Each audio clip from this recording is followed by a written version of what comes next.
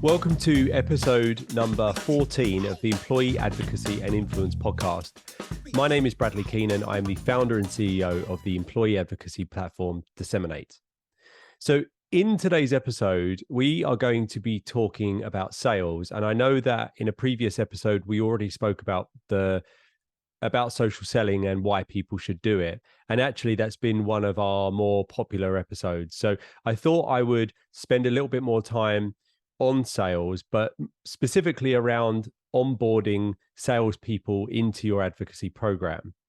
So something that might be of interest is that DSMN8 is coming up to about 6 years old. And when we originally built the business, or originally had the idea for the company, it was actually born out of a previous business that I had built and sold back in 2014.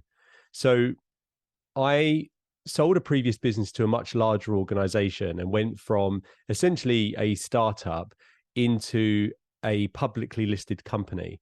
And being the founder of the startup, there's an expectation that you'll stick around for a couple of years, make sure nothing goes wrong. But outside of that, there's little use for you in most situations. So you're in this weird position where you're there to help, but the company that have acquired your business don't want to get too reliant on you because the expectation is that you'll probably leave.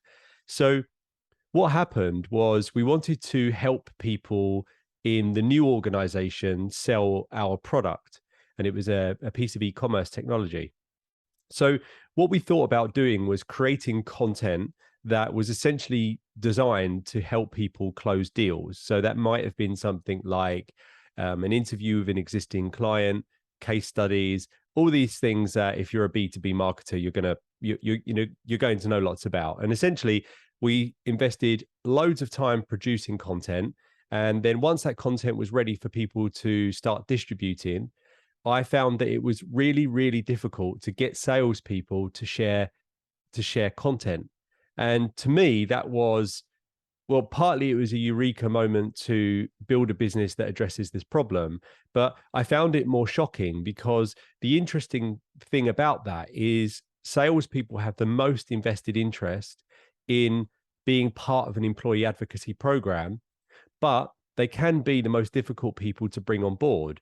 Because if you're a salesperson and you're looking to win business, then it makes sense to have content that helps educate your market, because the more people that are aware of your product or service, the more inbound inquiries you're going to get, the more deals you're going to close. Yet there was still this element of resistance that was met when we wanted people to share content. So when DSMN8 was built, it was actually originally built as a sales tool that would be used by sales teams. And that was before I was even aware that the term employee advocacy existed. So why is it then that salespeople have an invested interest in becoming part of an advocacy program, yet they can sometimes be quite difficult to sell the value on why they would essentially participate? And there's a stereotype that comes with salespeople in that they're driven only by money. And in most cases, that isn't actually true. But there's certainly a large factor of their motivation is driven by money.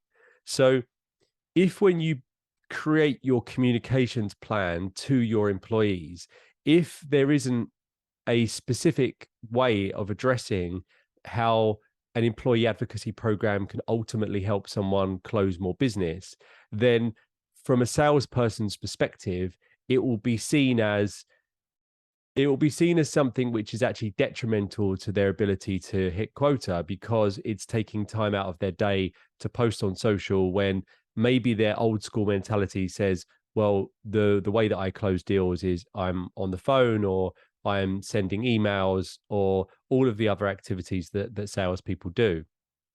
So when you're approaching groups of salespeople, I would advise that if you're doing an onboarding training, or if you're doing some kind of introduction, of course, when you launch the program, it might be done in your company all hands meeting, so everybody's going to be aware of it.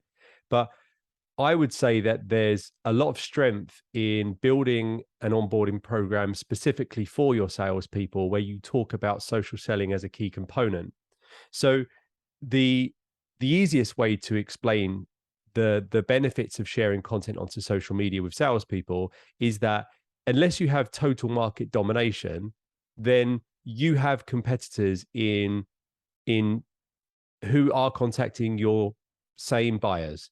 So the more that you can frequently engage with your prospective buyers in a way that adds value, the more you're going to be seen as somebody who adds value.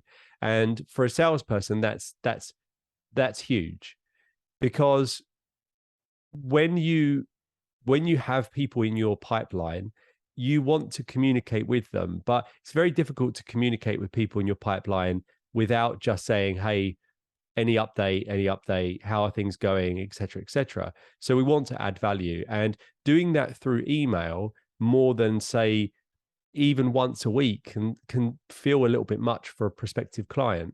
By sharing content onto social, you're able to do that in a passive way, assuming that you're connected to your prospective buyers on LinkedIn, which of course a salesperson should do that.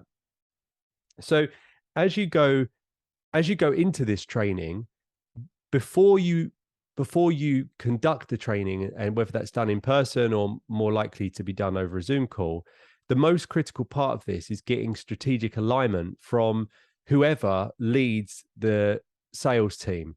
So if you're working with a CRO, sales director, or what have you, and they don't see the value in social selling, then that's a battle that you really need to take on prior to doing the training with the salespeople, because it doesn't matter how well your training goes and your onboarding goes in that session. Once they come out, the sales director or CRO needs to value that activity, because if that salesperson starts to miss quota, one of their reasons might be, oh, I spent some time inside the employee advocacy program and that took 10 minutes of my day. And, maybe they'll use that as an excuse. So what will happen is they will default to the things and the activities that are valued by the head of sales. So you have to get that strategic alignment.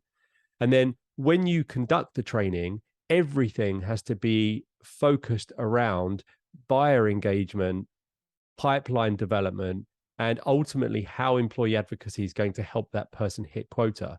And as I said, I'm not saying all salespeople are 100% motivated by money, but I would say almost all salespeople, the money is a very, very key factor to them. So you have to make sure that is fundamentally addressed. So step one is contacting the CRO and having a session with them directly.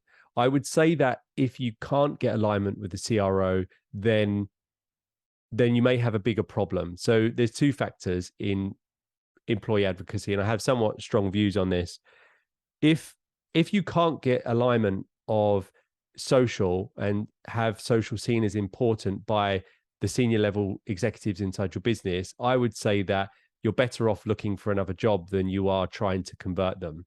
So obviously, if they're open-minded to it, try to convert them. But if social is seen as a nice to have and something that maybe you can do, maybe you're inside the wrong organization. So assuming that you can, step one is getting the alignment from the head of sales. Step two is conducting sales training that is focused around the employee advocacy program and the value of social selling, and try and do that in partnership with the head of sales. And then the third step, which I'm going to say is almost this is a nice to have if you could do it, but it could be tough to get this done. Having content sharing part of a KPI for salespeople will make all of the difference. And we're not saying share every single day, but if it can be part of a salesperson's role is to share at least 2 or 3 pieces of content a week and they're measured on it, then that's going to make such a big difference to the activity, because even if somebody doesn't fully buy into your employee advocacy program, they're going to participate because they see it as value. And normally I wouldn't say mandate employee advocacy across the company, because it can create, I guess, a poor execution of social. But I think with salespeople, having some kind of KPI can be the exception to that rule. So I hope that was helpful. And as always, I hope that gave you something to think about. I'll put some additional resources in the footnotes of the show, specifically around social selling. And in the meantime, please do connect with me on LinkedIn. Any feedback you've got regarding this or questions you have around social selling, I'm always open to hearing about them. And as one final ask of this podcast, we're now at episode 14. So we want to start generating the reviews so we can rank higher, and all the things that as a marketer I'm sure you appreciate. So if you do get a moment and you can drop a review into Spotify or Apple Podcasts, that would be absolutely fantastic. Again, thanks for taking the time, and I look forward to doing this again same time next week.